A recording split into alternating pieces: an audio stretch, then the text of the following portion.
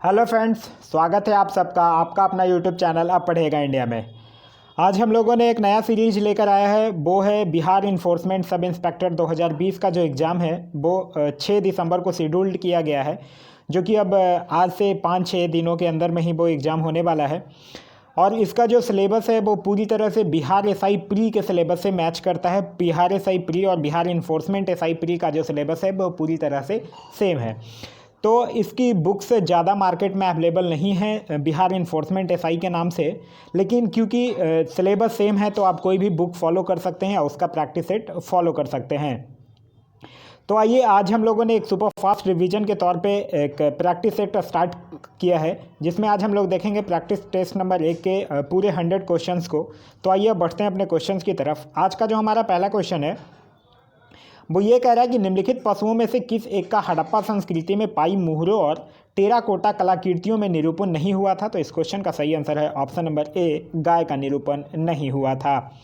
Next हमारा कि सबसे पुराना वेद कौन सा है। तो सबसे पुराना वेद की अगर बात करते हैं तो वो है ऋग्वेद। तो इस क्वेश्चन का सही आंसर होगा option number B, Rigveda. Rigveda की अगर बात करते हैं तो इसमें 10 मंडल, 1028 सूक्त और 10,462 ऋचाएँ हैं। और इसके तीसरे मंडल में सूर्य देवता सावित्री को समर्पित गायत्री मंत्र है।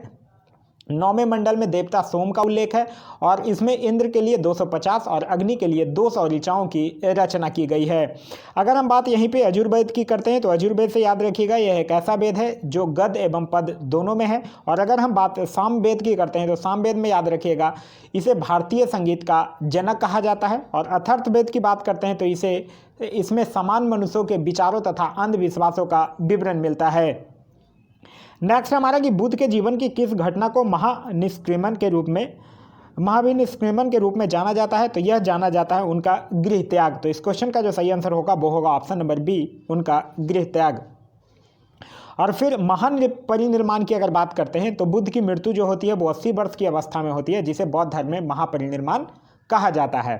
अगर हम बात करते हैं जन्म की तो जन्म जो है उनका 563 ईसा पूर्व कपिल वस्तु के लुम्बिनी नामक स्थान पर होता है। और अगर ज्ञान प्राप्ति की बात करते हैं तो 6 वर्ष की कठिन तपस्या के बाद 35 वर्ष की आयु में बैसाख पूर्णिमा की रात निरंजना नदी के किनारे और पीपल वृक्ष के नीचे होता है। नेक्स्ट हमारा कि महावीर स्वामी का जन्म कहाँ हुआ था। तो महावीर स्वामी का जन्म जो था वो कुंडग्राम में। तो इस क्वेश्चन का जो सही आंसर होगा वो होगा option number A, Kundagram Vaishali में। नेक्स्ट हमारा कि हर्षवर्धन के शासनकाल में किस चीनी यात्री ने भारत की यात्रा की थी। तो हर्षवर्धन के शासनकाल में हेनसुआंग जो था वो भारत का यात्रा किया था। तो इस क्वेश्चन का सही आंसर होगा ऑप्शन नंबर बी, हेनसुआंग। हेनसुआंग को यात्रियों का राजकुमार, नीति का पंडित और वर्तमान शाक्य मुनि भी कहा जाता है। अगर हम बात फाहियान की करते हैं तो फाहियान से याद रखिएगा ये चंद्रगुप्त द्वितीय के समय में आया था। नेक्स्ट है कि सूची 1 और सूची 2 को सुमेलित करने के लिए कह रहा है। एक साइड दरबारी कवि के नाम दिए हुए हैं और दूसरे साइड राजाओं के नाम दिए हुए हैं। अगर अमीर खुसरो की बात करते हैं तो अमीर खुसरो जो है वो अलाउद्दीन खिलजी से मैच करेगा। कालिदास की अगर बात करते हैं तो चंद्रगुप्त द्वितीय से। हरिसेन की अगर बात करते हैं तो हर्षवर्धन से। और हरिसेन की अगर बात करते हैं तो समुद्रगुप्त से। और बाणभट्ट की अगर बात करते हैं तो बाणभट्ट जो है वो हर्षवर्धन के साथ मैच करेगा। नेक्स्ट है हमारा कि निम्नलिखित में से कौन विक्रमशिला विश्वविद्यालय के संस्थापक थे। तो विक्रमशिला विश्वविद्यालय के संस्थापक की अगर बात करते हैं तो वो थे धर्मपाल। तो इस क्वेश्चन का सही आंसर होगा option number B, Dharmpal. Dharmpal से याद रखिएगा जो कन्नौज के लिए त्रिपक्षीय संघर्ष होता है पाल वंश, गुर्जर प्रतिहार वंश और राष्ट्रकूट वंश में, इसमें पाल वंश की ओर से जो सर्वप्रथम भाग लेता है वो धर्मपाल ही भाग लेता है। साथ ही साथ धर्मपाल से एक चीज़ और याद रखिएगा कि सोमपुर महाविहार का भी जो निर्माण है वो धर्मपाल के द्वारा ही करवाया गया था। नेक्स्ट हमारा कि तुलसीदास किसके समकालीन थे। तो तुलसीदास जो है वो अकबर तथा जहांगीर के समकालीन थे। नेक्स्ट हमारा कि हल्दी घाटी के युद्ध में महाराणा प्रताप की सेना के सेनापति कौन थे। तो देखिए हल्दी घाटी का जो युद्ध होता है वो 15 जून 1576 को होता है, जिसमें अगर मुगलों के नेतृत्व की बात करते हैं तो मुगलों का नेतृत्व तो मानसिंह करते हैं और महाराणा प्रताप की सेना का जो सेनापति होता है वो होता है हकीम खान। तो इस क्वेश्चन का सही आंसर है ऑप्शन नंबर बी, हकीम खान। नेक्स्ट कह रहा है सूची 1 और सूची 2 को मिलान करने के लिए कह रहा है। एक साइड नाम दिए हुए हैं और दूसरे साइड उनके कार्य दिए हुए हैं। क्लाइव की अगर बात करते हैं तो बंगाल में दोहरा शासन, लॉर्ड क्लाइव, रॉबर्ट क्लाइव। और बेंटिक की अगर बात करते हैं तो बेंटिक मैच करेगा अंग्रेजी शिक्षा के साथ। चार्ल्स मेडकॉफ की अगर बात करते हैं तो प्रेस पर प्रतिबंध हटाना। और कर्जन की बात करते हैं तो बंगाल विभाजन के साथ मैच करेगा। नेक्स्ट है हमारा कि गुलामगिरी के लेखक कौन है। तो गुलामगिरी के लेखक हैं ज्योतिबा फुले। तो इस क्वेश्चन का सही आंसर होगा option number D, Jyotiba Phule.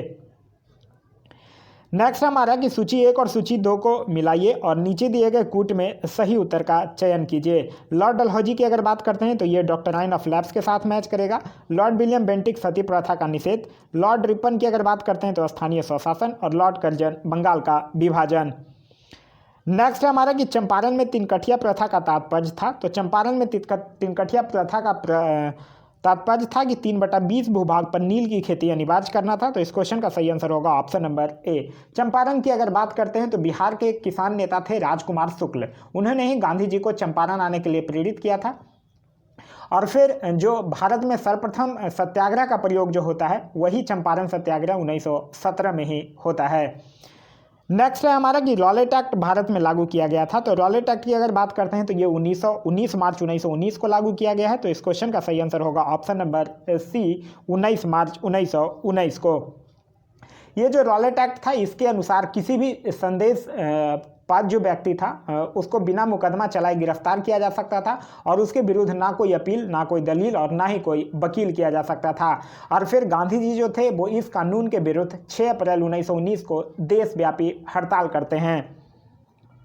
Next हमारा कि रॉलेट एक्ट लाने का क्या प्रयोजन था। तो रॉलेट एक्ट लाने का प्रयोजन था कि राष्ट्रीय क्रांतिकारी गतिविधियों पर रोक लगाना। नेक्स्ट हमारा कि संयुक्त राष्ट्र द्वारा वर्ष 2020 को किस रूप में मनाया जाएगा। तो संयुक्त राष्ट्र द्वारा वर्ष 2020 को पौधे के स्वास्थ्य हेतु अंतर्राष्ट्रीय वर्ष और नर्स एवं दाई का अंतर्राष्ट्रीय वर्ष के रूप में भी मनाया जाएगा। तो इस क्वेश्चन का सही आंसर होगा ऑप्शन नंबर सी पादप स्वास्थ्य के अंतर्राष्ट्रीय वर्ष। अगर 2021 पूछ ले तब 2021 पूछ लेगा तो शांति एवं विकास हेतु अंतर्राष्ट्रीय वर्ष। 2022 पूछेगा तो कुटीर मत्स्यिकी एवं मत्स्य पालन हेतु अंतर्राष्ट्रीय वर्ष। और 2024 पूछेगा तो उष्णगणों का अंतर्राष्ट्रीय वर्ष। नेक्स्ट हमारा कि ट्रांसपेरेंसी इंटरनेशनल द्वारा जारी भ्रष्टाचार बोध सूचकांक 2018 के अनुसार भारत की स्थिति क्या है। तो भारत की स्थिति यहाँ देखिए क्वेश्चन 2018 है। देखिए एक्चुअली ये जो बुक है वो जैसे ही ईएसआई का वैकेंसी आया था उस समय की ये बुक है। तो इसमें करंट के क्वेश्चंस जो आपको मिलेंगे वो देखने के लिए कुछ पुराने मिल सकते हैं। तो आपसे एक सजेशन चाहिए कि जो बिहार एसआई और बिहार ईएसआई का तो सिलेबस सेम है, तो आप या तो कहिएगा तो मैं इस बुक को कंटिन्यू करूंगा, इस बुक में भी क्वेश्चंस अच्छे हैं। और या फिर आप कहिएगा तो मैं जो बिहार एसआई का जो प्लेटफॉर्म का जो वॉल्यूम 2 है जिसमें कि करंट अफेयर्स अपडेटेड हैं, या तो मैं उसको कंटिन्यू कर दूंगा। तो उससे आपका करंट अफेयर्स कंटिन्यू हो जाएगा। तो आप मुझे कमेंट करके बता दीजिएगा कि टिल नाउ ईएसआई के एग्जाम तक की मैं बात कर रहा हूं, ईएसआई के एग्जाम तक आपको किस बुक के प्रैक्टिस सेट चाहिए वो आप मुझे कमेंट करके जरूर बता दीजिएगा। अब बात करते हैं क्वेश्चन नंबर 17 की कि ट्रांसपेरेंसी इंटरनेशनल द्वारा जारी भ्रष्टाचार बोध सूचकांक 2018 के अनुसार भारत की स्थिति क्या है। तो भारत की स्थिति थी 78। तो इस क्वेश्चन का सही आंसर होगा option number C. Transparency International की अगर बात करते हैं तो इसकी स्थापना 1993 में होती है और इसका जो हेडक्वार्टर है वो है बर्लिन जर्मनी में। नेक्स्ट है हमारा क्वेश्चन नंबर 18। क्वेश्चन नंबर 18 कह रहा है कि हाल ही में भारत सरकार के किस मंत्रालय द्वारा दीक्षारंभ और परामर्श नामक 2 योजनाओं की शुरुआत की गई है। तो ये जो किया गया है वो किया गया है मानव संसाधन विकास मंत्रालय के द्वारा। तो इस क्वेश्चन का सही आंसर हो जाएगा ऑप्शन नंबर डी। अगर हम बात करते हैं दीक्षारंभ का तो इसका है दीक्षा प्लस आरंभ। ये जो है वो छात्रों की सहायता हेतु तैयार एक प्रकार का एक आगमन कार्यक्रम होगा। इसमें उच्च शिक्षण संस्थानों में प्रवेश लेने के साथ ही संस्थान से संबंधित सभी जानकारियां भी दी जाएगी। और अगर हम बात करते हैं परामर्श की तो परामर्श जो है वो यूजीसी द्वारा उच्च शिक्षण संस्थानों की गुणवत्ता में सुधार करने के लिए मदद की जाएगी। नेक्स्ट हमारा कि प्रोजेक्ट कन्नम्मा किससे संबंधित है। तो प्रोजेक्ट कन्नम्मा जो है वो तमिलनाडु के सरकारी स्कूल में मुफ्त सैनिटरी नैपकिन वितरण का कार्यक्रम है। अगर हम लोग बात करते हैं ये सैनिटरी नैपकिन की, तो ये जो सैनिटरी नैपकिन है इसका निर्माण जो है वो Irular tribal women's welfare society के द्वारा किया जा रहा है। तमिलनाडु के मुख्यमंत्री का नाम है के पलानीस्वामी और यहाँ के गवर्नर हैं बनवारी लाल पुरोहित। नेक्स्ट हमारा कि उन्नति योजना भारत सरकार के किस मंत्रालय से संबंधित है। तो उन्नति योजना की अगर बात करते हैं तो उन्नति का जो फुल फॉर्म है वो है unlocking national energy efficiency potential और ये जो है वो विद्युत मंत्रालय से संबंधित है। नेक्स्ट हमारा कि 17वीं लोकसभा का अध्यक्ष किसे चुना गया है। तो 17वीं लोकसभा के अगर अध्यक्ष की बात करते हैं तो ये चुना गया है ओम बिरला को। तो इस क्वेश्चन का सही आंसर होगा option number D Om Birla को। यहाँ से क्वेश्चन और भी पूछा जा सकता है कि 17वीं लोकसभा में एक सबसे कम उम्र की सांसद कौन बनी है। तो सबसे कम उम्र की सांसद बनी है चंद्रानी मुर्मू जो कि 25 वर्ष की बनी है और वो उड़ीसा के कोयकझोर से बीजू जनता दल के टिकट पर चुनाव जीती हैं। एक चीज़ और यहाँ से याद रखिएगा, जो 17वीं लोकसभा है उसके महासचिव का नाम है स्नेहलता श्रीवास्तव और नेता विपक्ष का नाम है अधीर रंजन चौधरी। नेक्स्ट हमारा कि अटल रैंकिंग किससे संबंधित है, तो अटल रैंकिंग की अगर बात करते हैं तो ये नवाचार उपलब्धियों पर शिक्षण संस्थानों की रैंकिंग से संबंधित है। नेक्स्ट है कि राष्ट्रीय स्वच्छ सर्वेक्षण ग्रामीण 2018 के तहत शीर्ष स्थान प्राप्त करने वाला जिला कौन है, तो वो प्राप्त करने वाला जो जिला है वो है सतारा महाराष्ट्र। यहाँ बात कर रहा है राष्ट्रीय स्वच्छ सर्वेक्षण ग्रामीण 2018 की। अगर हम बात स्वच्छ सर्वेक्षण 2020 की करते हैं, जिससे कि क्वेश्चन पूछे जाने की पॉसिबिलिटी जो है वो बहुत ज़्यादा है, उसमें 10 लाख से अधिक आबादी वाले शहरों की अगर बात करते हैं तो इंदौर जो है वो लगातार चौथे वर्ष भारत का सबसे स्वच्छ शहर घोषित होता है। दूसरा स्थान जो है वो गुजरात के सूरत को मिलता है और तीसरा स्थान जो है वो महाराष्ट्र के नवी मुंबई को मिलता है। और सबसे जो नीचे से बॉटम स्थान पर है, मतलब 47वीं रैंक पर जो है वो है पटना। और अगर 1 से 10 लाख की आबादी वाले शहर की बात करते हैं तो पहले स्तर पर है छत्तीसगढ़ का अंबिकापुर और नीचे से जो पहले टॉप पे है, नीचे से जो है बॉटम पे मतलब वो है बिहार का गया। नेक्स्ट हमारा कि राष्ट्रीय समर स्मारक यानी नेशनल वार मेमोरियल का निर्माण किस शहर में किया गया है, तो नेशनल वार मेमोरियल का जो निर्माण है वो नई दिल्ली में इंडिया गेट के पास किया गया है। तो इस क्वेश्चन का सही आंसर ऑप्शन नंबर ए। नेक्स्ट हमारा कि हाल ही में कौन सा राज्य संस्कृत को राज्य का द्वितीय आधिकारिक भाषा बनाया है, तो देखिए द्वितीय आधिकारिक भाषा बनाया है हाल ही में जो राज्य है वो है हिमाचल प्रदेश, लेकिन जो सबसे पहला राज्य है वो है उत्तराखंड है, वो ऐसा करने वाला पहला राज्य है। लेकिन यहाँ हाल ही में पूछ रहा तो वो राज्य है हिमाचल प्रदेश। हिमाचल प्रदेश के मुख्यमंत्री का नाम है जयराम ठाकुर और यहाँ के गवर्नर का नाम है बंडारू दत्तात्रेय।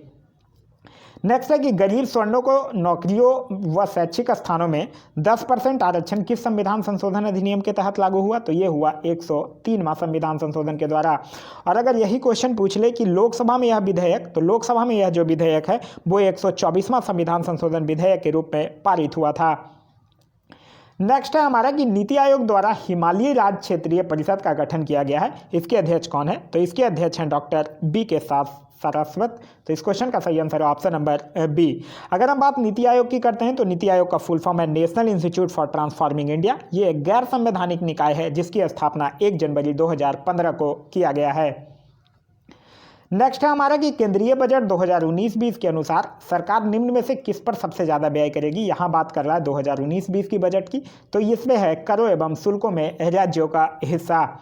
नेक्स्ट हमारा कि भारत में सरकार द्वारा दी जाने वाली सब्सिडी का सबसे अधिक भाग जो है वो किस क्षेत्र को दिया जाता है, तो वो दिया जाता है खाद्य मद को। नेक्स्ट है कि आर्थिक समीक्षा 2018-19 के अनुसार भारतीय अर्थव्यवस्था की वृद्धि दर 2018-19 में कितनी रही है, 2018-19 में रही थी 6.8%। अगर यही हम बात एक और क्वेश्चन यहाँ से याद रखिएगा कि 2019-20 का जो आर्थिक सर्वेक्षण है उसका विषय है वेल्थ क्रिएशन। नेक्स्ट है कि 21वां फीफा वर्ल्ड कप 2018 का शुभांकर क्या था, तो 2018 का शुभांकर था जाबिबा का। अगर हम बात करते हैं 22वां फीफा वर्ल्ड कप, तो 22वां फीफा जो वर्ल्ड कप है वो 2022 में खेला जाएगा कतर में, और जो 23वां फीफा वर्ल्ड कप है वो अमेरिका, मैक्सिको और कनाडा में 2026 में खेला जाएगा। नेक्स्ट हमारा कि श्रेयसी सिंह किस राज्य की महिला सुपरस्टार खिलाड़ी हैं, तो ये है बिहार की और इनका जो जन्म था वो नई दिल्ली में हुआ था। नेक्स्ट हमारा कि बॉलीपास किस खेल से संबंधित है, तो बॉलीपास जो है वो वॉलीबॉल से संबंधित है। नेक्स्ट है कि HTML का फुल फॉर्म बताइए। HTML का जो फुल फॉर्म है वो है hyper text markup language. Next है कि पैराडाइज लास्ट किसने लिखा है, तो पैराडाइज लास्ट जो है वो जॉन मिल्टन के द्वारा लिखा गया है।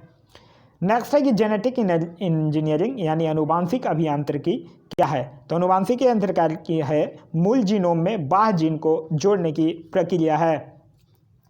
नेक्स्ट है कि परम शिवाय नामक सुपर कंप्यूटर का लोकार्पण 19 फरवरी 2019 में नरेंद्र मोदी द्वारा किया गया है। यह कहाँ स्थापित है, तो यह IIT BHU में स्थापित किया गया है। नेक्स्ट है कि किस देश ने पहले टेस्ट ट्यूब शावक शेर का बच्चा का जन्म कराने में सफलता प्राप्त किया है, तो वो देश है दक्षिण अफ्रीका।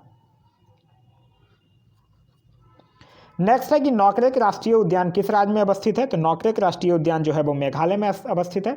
मेघालय से एक और राष्ट्रीय उद्यान का नाम याद रखिएगा, वो है बालपक्रम राष्ट्रीय उद्यान।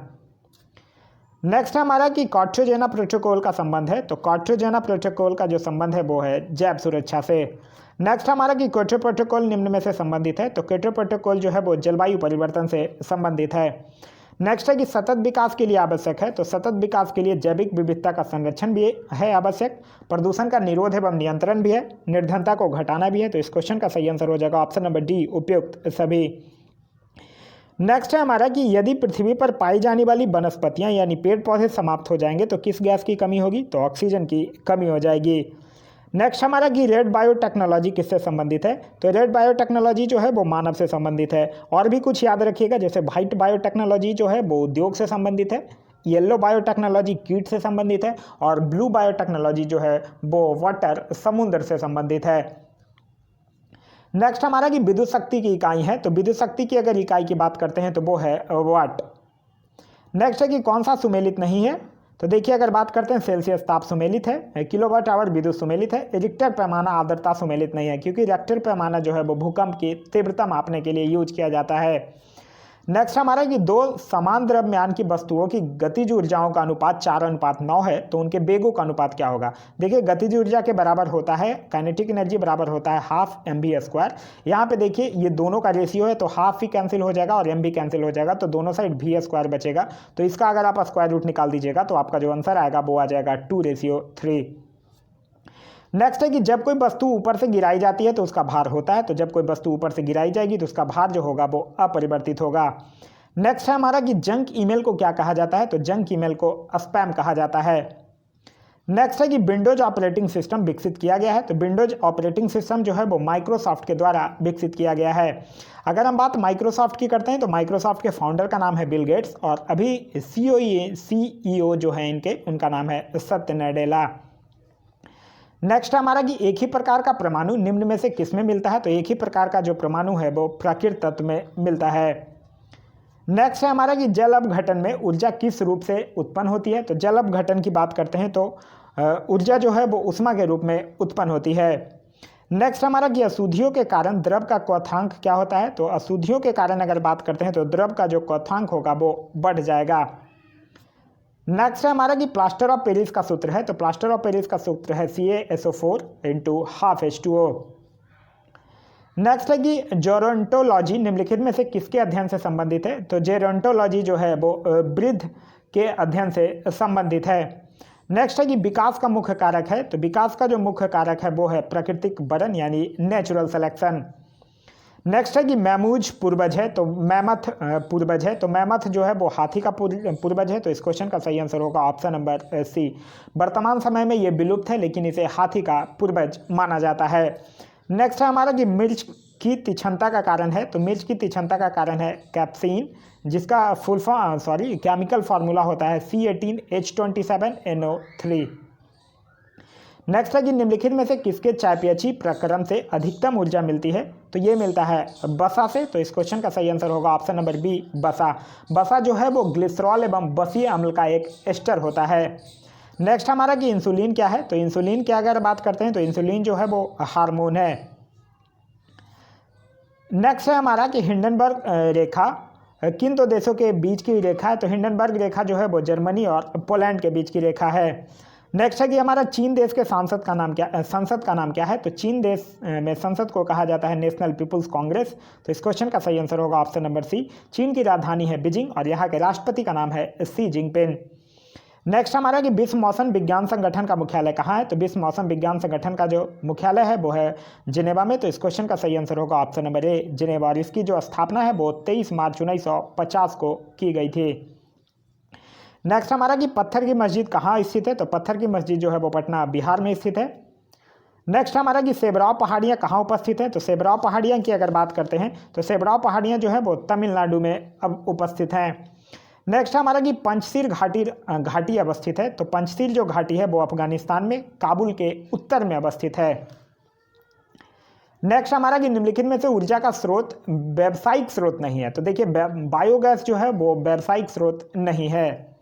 नेक्स्ट हमारा कि निम्नलिखित जनजातियों में से कौन सी केरल में पाई जाती है, तो केरल में पाई जाती है चेंचू। साथ ही साथ याद रखिएगा केरल में कादर, मोपला, पानियान, उरालू, इरूल ये सब जनजातियां भी जो है वो केरल में पाई जाती हैं।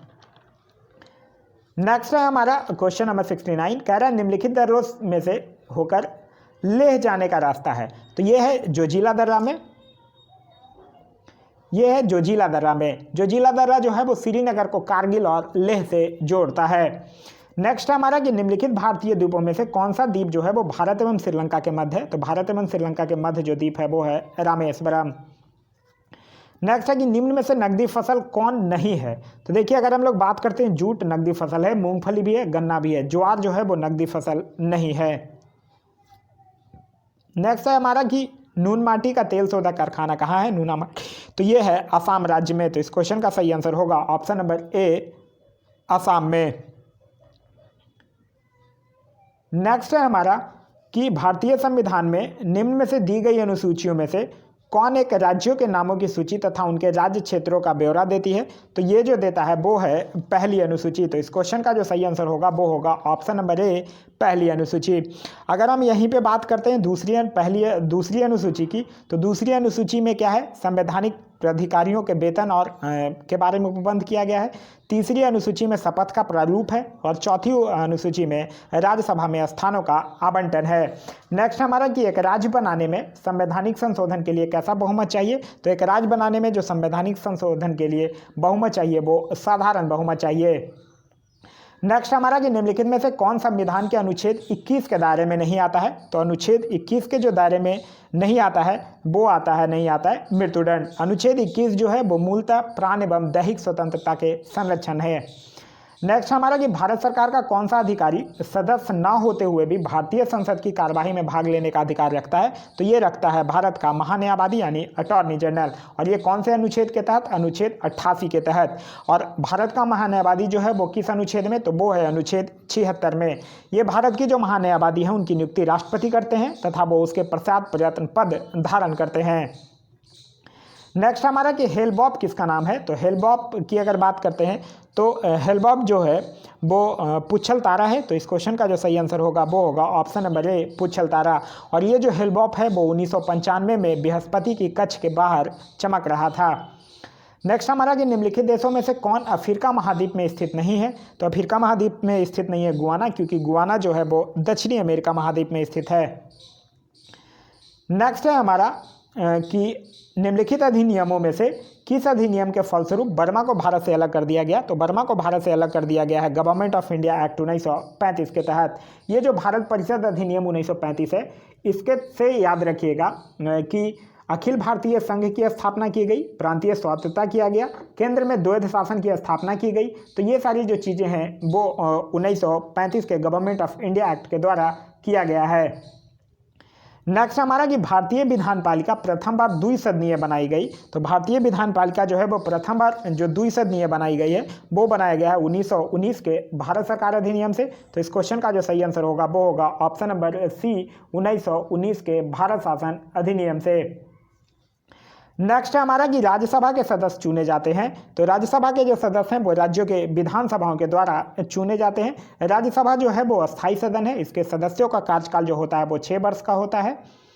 नेक्स्ट हमारा कि जनहित याचिका की अवधारणा की शुरुआत किस देश में हुई है। तो जनहित याचिका की अवधारणा की जो शुरुआत है वो संयुक्त राज्य अमेरिका में हुआ है।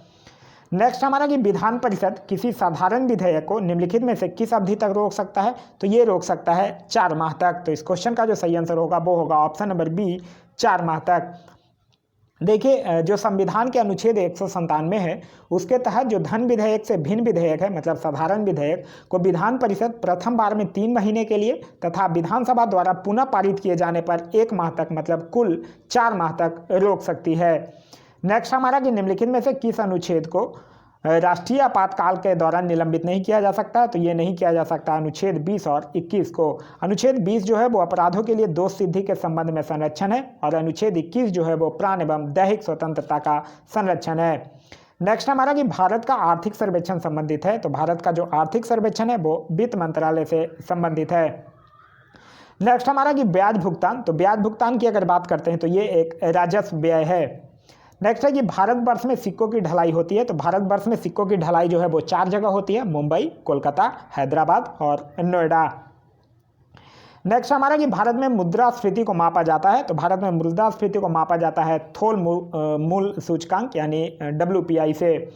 नेक्स्ट हमारा कि उत्पादक कीमत सूचकांक मापता है। तो उत्पादक कीमत सूचकांक जो है वो उत्पादित वस्तुओं और सेवाओं की कीमत के औसत परिवर्तन को मापता है। नेक्स्ट है हमारा कि लोकसभा चुनाव 2019 जो है वो कितने चरणों में समाप्त हुआ है, तो ये जो है वो टोटल 7 चरणों में है। तो इस क्वेश्चन का सही आंसर है ऑप्शन नंबर ए।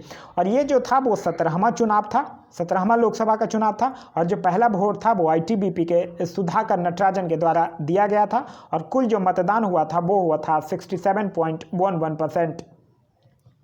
नेक्स्ट है कि संप्रीति 2019 किन दो देशों के बीच युद्धाभ्यास हुआ, तो संप्रीति 2019 जो है वो भारत और बांग्लादेश के बीच। भारत और बांग्लादेश से एक और युद्धाभ्यास याद रखिएगा, बोंगो सागर।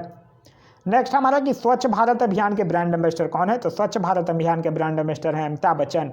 साथ ही साथ अमिताभ बच्चन जो हैं वो pulse polio, Muthoot group, one plus mobile और जीएसटी के भी ब्रांड एम्बेसडर हैं। नेक्स्ट है हमारा कि डोर स्टेप डिलीवरी योजना किस राज्य से संबंधित है, तो ये जो है वो दिल्ली से संबंधित है। अगर हम बात करते हैं दिल्ली की, तो यहाँ के मुख्यमंत्री का नाम है अरविंद केजरीवाल और यहाँ के उपराज्यपाल का नाम है अनिल बैजल। नेक्स्ट हमारा कि यदि राष्ट्रपति एवं उपराष्ट्रपति का पद खाली हो तो भारत के राष्ट्रपति के पद पर कौन होता है, तो भारत के राष्ट्रपति पर होता है भारत का मुख्य न्यायाधीश। और अगर भारत का मुख्य न्यायाधीश भी नहीं हो तो जो सुप्रीम कोर्ट का वरिष्ठतम वकील न्यायाधीश जो होगा वो राष्ट्रपति के पद पर कार्यरत होगा। नेक्स्ट हमारा कि पंचायती राज व्यवस्था का निम्न में से किसमें उल्लेख है, तो पंचायती राज व्यवस्था का जो है वो राज्य सूची में उल्लेख है। राज्य सूची की अगर बात करते हैं तो मूलतः इसमें 66 विषय हैं, लेकिन अभी इसमें 61 विषय हैं। नेक्स्ट हमारा कि पारिस्थितिकी निकाय में ऊर्जा का प्राथमिक स्रोत है, तो पारिस्थितिकी निकाय में ऊर्जा का जो प्राथमिक स्रोत है वो है सौर ऊर्जा। नेक्स्ट हमारा कि चिपको आंदोलन संबंधित है, तो चिपको आंदोलन जो है वो पादप संरक्षण से संबंधित है। नेक्स्ट हमारा कि बोधगया में महाबोधि मंदिर का निर्माण बनाया गया जहाँ, तो ये जहाँ कहाँ, जहाँ गौतम बुद्ध को ज्ञान प्राप्त हुआ था। गौतम बुद्ध को ज्ञान प्राप्त हुआ था 35 वर्ष की आयु में 6 वर्ष की कठिन तपस्या के बाद बैसाख पूर्णिमा के दिन निरंजना नदी के किनारे और पीपल वृक्ष के नीचे। तो आगे बढ़ने से पहले आप लोग एक चीज़ जो आज मैं आप लोगों से पूछा हूँ कि इस बुक को कंटिन्यू करना है या साथ ही साथ बिहार एसआई का जो प्लेटफॉर्म का जो बुक है वॉल्यूम 2 उसको अब मतलब कंटिन्यू करना है टिल 6 दिसंबर तक, जब तक आप लोगों का बिहार ईएसआई का एग्ज़ाम नहीं हो जाता है। तो आप लोग क्या चाहते हैं आप लोग कमेंट करके ज़रूर बता दीजिएगा। नेक्स्ट हमारा कि तकला मकान मरुस्थल अवस्थित है, तो तकला मकान जो मरुस्थल है वो चीन में अवस्थित है। नेक्स्ट हमारा कि निम्नलिखित में से कौन सा सुमेलित नहीं है, तो सुमेलित नहीं है ब्लिजॉर्ड चिली, क्योंकि ब्लिजॉर्ड की अगर बात करते हैं तो ये एक ध्रुवीय हवाएं हैं जिसका प्रवाह क्षेत्र जो है वो कनाडा, यूएसए और साइबेरिया है। तो ये था हमारा आज का वीडियो। आज का वीडियो आप लोगों को कैसा लगा कमेंट करके ज़रूर बताइएगा। साथ ही सीरीज से रिलेटेड जो मैंने आपसे क्वेश्चन पूछा है कि इसको कंटिन्यू करना है या साथ ही साथ किसी और को कंटिन्यू करना है टिल ईएसआई एग्जाम तक, वो आप मुझे कमेंट करके ज़रूर बता दीजिएगा। Thanks for watching.